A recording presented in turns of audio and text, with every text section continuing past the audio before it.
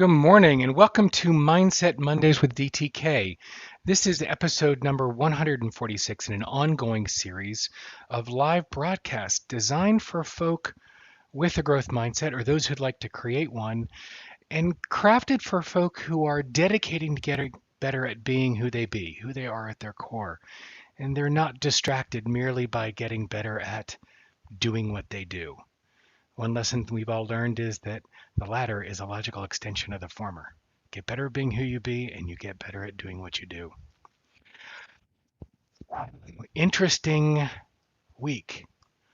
If you've joined me for any of these broadcasts over the last almost 3 years now, uh, you've heard me talk about the idea that we are always at choice. Always. No matter what the conditions, no matter what the situation around us, whatever the social, emotional, or political constructs, we are always at choice. And that's exactly what surfaced for me this week. We're at choice about how we face this pandemic. We're at choice about how we respond to or participate in or honor this emerging cultural upheaval that we're all part of right now. And we're at choice on how we wish to be remembered. There's a guy named Andrew Dietz here in Atlanta who is famous for asking a question, um, what makes you famous?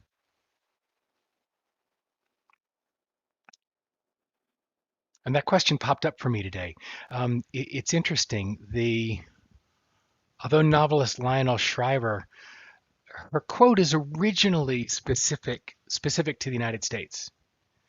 However, her broad condemnation can be extended well beyond. It's not unique just to us. And here's what we're playing with. In a country that doesn't discriminate between fame and infamy, the latter presents itself as plainly more achievable. Yeah, there's a way in which Lionel, yeah, she's quite the cynic. I get it. I get it. In a country that doesn't discriminate between fame and infamy, the latter presents itself as plainly more achievable. And whether you believe that's true or not, her message need not be a dark or dire warning.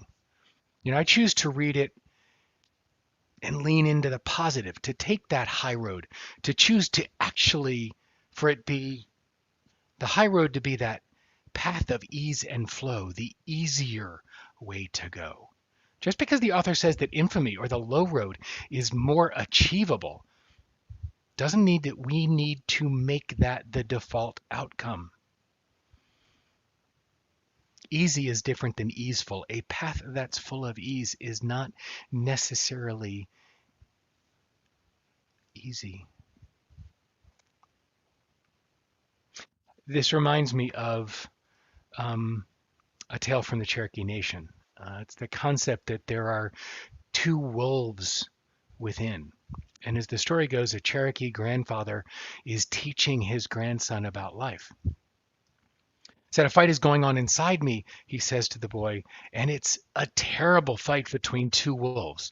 One is evil. He is anger, envy, sorrow, regret, greed, arrogance, self-pity, guilt, resentment, inferiority, lies, false pride, and ego. He continued, the other is good. He is joy, peace, love, hope, serenity, humility, kindness, benevolence, empathy, generosity, truth, compassion, and faith. Grandfather said the same fight is going on inside you and inside every other person too. And the grandson then asked his grandfather, which wolf will win? The old Cherokee simply replied, the one you feed. And I think that's important for right now. There are two ways to play with this story. One of them is, yes, it is about being at choice. It is about choosing which wolf to feed and when. And yet, we can't deny a side of ourselves, a side of our culture, a side of our being The light cannot exist without the dark. So it's not just a matter of choosing to feed one and starve the other, for when one is starved, one gets desperate and fights for what it needs. It's finding the balance, it's finding your way. Now, Lionel Shriver is talking about or speaking to in her quote and in the novels that she writes, being a choice about how we wish to be known or remembered, and whether we fall into the ease of feeding only the dark wolf and lean towards infamy as our choice, or whether we feed only the white wolf. And I maintain that ours is a dance, that, as Don Miguel Ruiz says with the four agreements, always do your best. And your best is always situational. So knowing what is the right path, the positive path, the high road versus the low road in any given moment takes being fully present, takes being intentional, takes measuring against one's values in the moment and responding, not reacting, as conditions shift.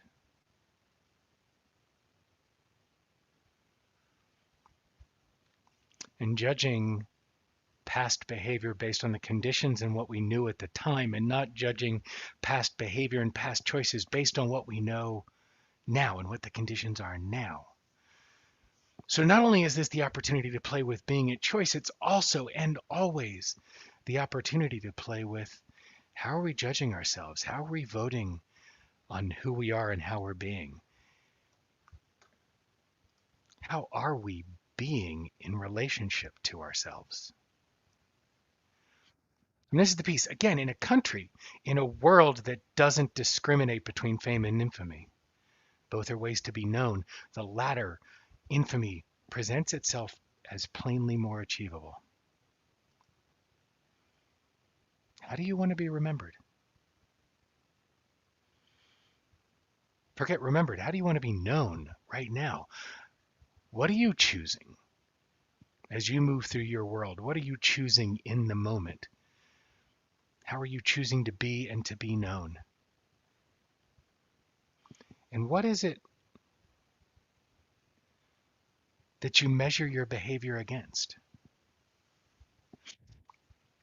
One of the stickers that I keep right below my camera, so I see it all day long, says real, not right.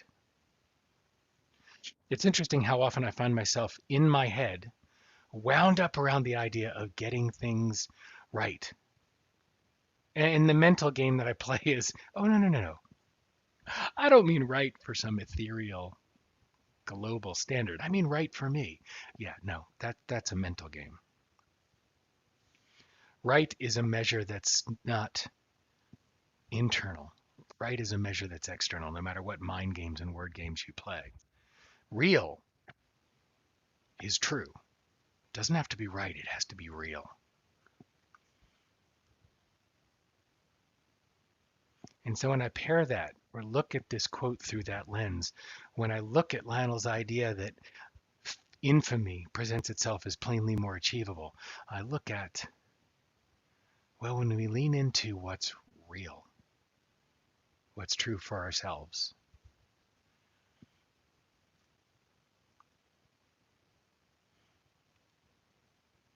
we have a better chance of living and leading at our best. So when we chase what is right, it's too easy to pick answers and actions and behaviors and even beliefs that are not true to who we be. That they're agreements that are foisted upon us by external sources. And I know that I'm pulling a lot of concepts together today, and I know I'm playing with a lot at one time, and right now that's where my head is. There's a lot going on. And when I take it out of my head and back into my heart, the clarity is. And what I want for you this week as we move through this second week of December, speeding towards the end of the year, is focus on what's true for you. Focus on what's real. Let go of trying to find the right answer and lean into finding the real answer. What happens when we play with this quote the other way? In a country that doesn't discriminate between real and right, the latter presents itself as plainly more achievable. I'm going to play with that this week in some of my meditations, but the opportunity again here for you is to play with the concept of finding your real answer, not the right answer.